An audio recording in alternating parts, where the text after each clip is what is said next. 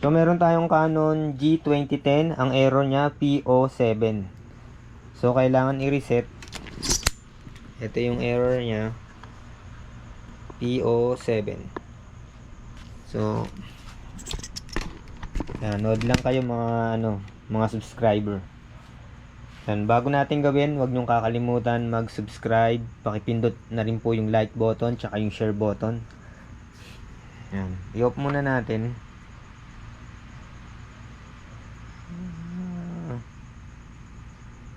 Yan, patayin muna natin yung printer.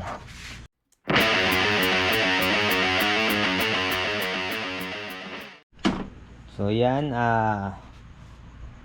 press and hold the power button. Ito yon. Then press the stop button 5 times. Ito yon. Yan. So hold natin to. Then press 5 times. 1, 2, 3, 4, 5. Yan. Then wait natin mag steady green light.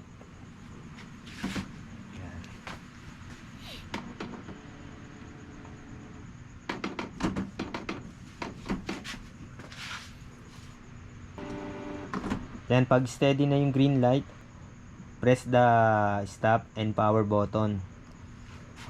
Ito yung mga combination niya.